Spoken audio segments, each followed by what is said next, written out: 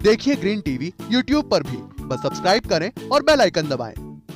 नमस्कार दोस्तों, स्वागत है आप सभी का किसान बुलेटिन में और मैं हूं आपके साथ पारुल यादव। चलिए नजर डालते हैं किसान बुलेटिन में आज की बड़ी हेडलाइंस पर।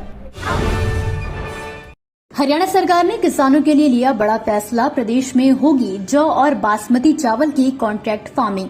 प्याज की गिरती कीमतों के चलते परेशानी में किसान, राष्ट्रपति से मिलकर देंगे 1 टन प्याज। अब रेडिएशन मेथड से निर्यात होंगी किसानों की फल सब्जियां, पानी के रास्ते विदेश भेजे जा रहे हैं आम। ग्रीन टीवी अपने प्यारे दर्शकों के लिए मना रहा है ग्रीन परिवार महीना, जिसमें ग्रीन टीवी से जुड़े दर्शकों को हर हफ्ते मौका दिया जा रहा है एक शानदार एंड्रॉइड मोबाइल फोन जीतने का। इसके लिए ग्रीन टीवी के वीडियोस को ज्यादा से ज्यादा शेयर और लाइक करने वाले किसानों और दर्शकों को सिर्फ अपने द्वारा शेयर और लाइक किए गए वीडियोस का स्क्रीनशॉट लेकर हमारे व्हाट्सएप नंबर पर भेजना है। हमारा व्हाट्सएप नंबर है 9540300003। हफ्ते भर में जिस भी दर्शक द्वारा ज्यादा से ज्यादा वीडियो को लाइक और शेयर कराया जाएगा, उन्हें न सिर्फ एक अच्छा मोबाइल फोन ग्रीन परिवार की तरफ से तोहफे में दिया जाएगा, बल्कि उन्हें ग्रीन टीवी के प्लेटफॉर्म पर आने का मौका भी मिलेगा। हरियाणा सरकार द्वारा किसानों को आधुनिक व तकनीकी खेती के लिए प्रोत्साहित किया जा रहा है, जिससे न केवल किसानों की कमाई में बढ़ोतरी हो सके, बल्कि खेती में उनकी रुचि भी बढ़ सके। इसी कड़ी में अब सरकार द्वारा किसानों को कॉन्ट्रैक्ट फार्मिंग के लिए भी बढ़ावा दिया जा रहा है।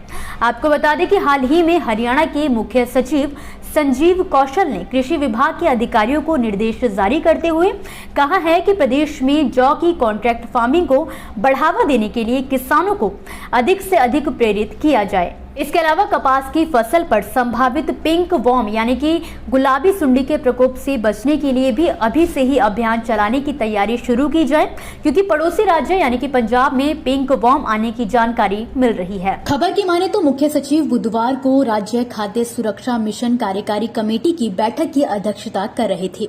इस दौरान उन्होंने हैफेड के अधिकारियों को भी निर्देश दिए कि बासमती चावल का निर्यात बढ़ाने के लिए सीधे कंपनियों से कॉन्ट्रैक्ट फार्मिंग करवाने के प्रयास करें। बैठक में इस बात की जानकारी भी दी गई कि हैफेड संयुक्त राज्य अमीरात यानी कि यूएई व अन्य अरब देशों के साथ बासमती चावल का निर्यात पहले से ही कर रहा है। इस बैठक में बताया गया कि संयुक्त राष्ट्र ने भारत सरकार के प्रयासों से साल 2023 को अंतर्राष्ट्रीय मिलेट ईयर घोषित किया है। ऐसे में राज्य सरकार राष्ट्रीय खाद्य सुरक्षा मिशन के तहत बाजरे को न्यूट्री सीरियल के रूप में प्रचारित करेगी। महाराष्ट्र के किसानों के लिए खेती करना अब परेशानी का सौदा बन चुका है। कभी सूखा तो कभी बरसात, मौसम से छुटकारा मिले तो कीटों का प्रकोप, मानो किसानों पर प्रकृति की मार खत्म होने का नाम ही नहीं ले रही है। अब इसी कड़ी में पिछले 3 महीनों से प्याज का दाम लगातार गिरता जा रहा है। हालात ये हो गए हैं कि किसान 75 पैसे से लेकर 1 रुपए प्रति किलो के भाव पर प्याज बेचने के लिए मजबूर हो चुके हैं, जिससे परेशान होकर महाराष्ट्र राज्य प्याज उत्पादक किसान संघ के संस्थापक अध्यक्ष भारत दिघोले ने बताया है कि प्याज की समस्या का स्थायी समाधान निकालने के लिए हम लोग नवनिर्वाचित राष्ट्रपति द्रौपदी मुर्मू से दिल्ली में मुलाकात करने वाले हैं। उनके सामने प्याज के दामों को लेकर एक नीति बनाने के साथ ही अपनी समस्या उनके सामने रखेंगे।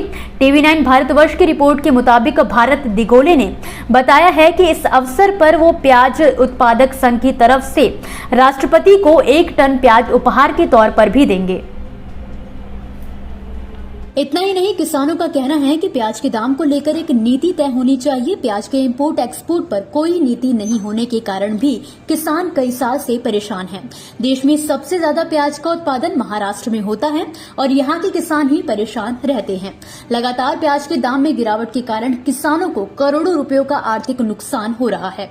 हालात ये हो गए हैं कि किसानों ने अब प्याज की खेती की ओर ध्यान देना कम कर दिया है। किसानों ने आरोप लगाया है कि प्याज की कीमतों में गिरावट के बाद से सरकार इसे पूरी तरह से नजरअंदाज कर रही है। हर साल देश में निर्यात ना हो पाने के चलते भी बड़ी मात्रा में फसल सब्जियां बर्बाद हो जाती हैं। जहां कई फसलों को तो किसान स्टोर कर लेते हैं, लेकिन ऐसे में कई बार कुछ फल ऐसे भी होते हैं जो ज्यादा दिनों तक नहीं रह पाते हैं, जिनका निर्यात जल्द से जल्द करना होता है। लेकिन अब इन वस्तुओं की सेल्फ लाइफ बढ़ाने का नया तरीका खोज निकाला गया है। जी हाँ, दरअसल इस नए रास्ते के बाद अमेरिका को निर्यात होने वाले फलों के राजा आम, अनार, प्याज और आलू समेत कई फलों और सब्जियों को जल मार्ग से भी भेजा जा सकेगा। आपको बता दें कि इसका फायदा सीधे तौर पर किसानों को होगा और उनकी आय में भी इससे बढ़ोतरी हो सकेगी।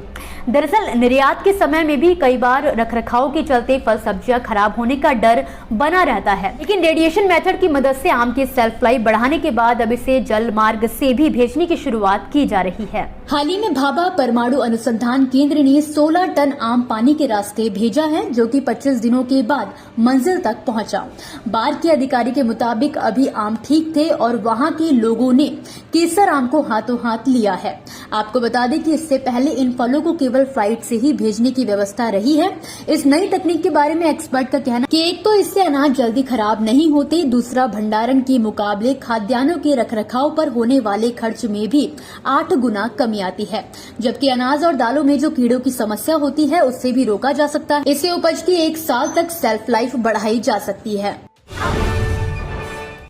दोस्तों, ये थी वो खबरें जिन्हें हमने आप तक विस्तार से पहुंचाया, लेकिन अब हम बात करेंगे कुछ ऐसी खबरों की जिनके बारे में भी आपके पास जानकारी होना जरूरी है। तो चलिए फटाफट से नजर डालते हैं खेती किसानी और कृषि क्षेत्र से जुड़ी आज की छोटी बड़ी अपडेट्स पर। बुंदेलखंड के किसानों की परेशानी कम होने का नाम नहीं ले रही है। पहले 21 जून से 15 जुलाई तक बारिश नहीं होने की वजह से किसान खरीफ की फसल नहीं बो पाए और अब रोजाना बारिश हो रही है, जिससे बुआई का मौका उन्हें नहीं मिल पा रहा है। दरअसल फसल बोने के लिए बारिश के बाद खेतों को सुखाने के लिए 5 से 6 दिन का समय चाहिए होता है, लेकिन रोजाना बारिश होने से खेत सूख नहीं पा रहे हैं। इससे खेतों में ताव नहीं आ पा रहा है, जिससे मूंग, अरहर, तिल, बाजरा और ज्वार जैसी फसल 1 महीने पीछे हो गई है।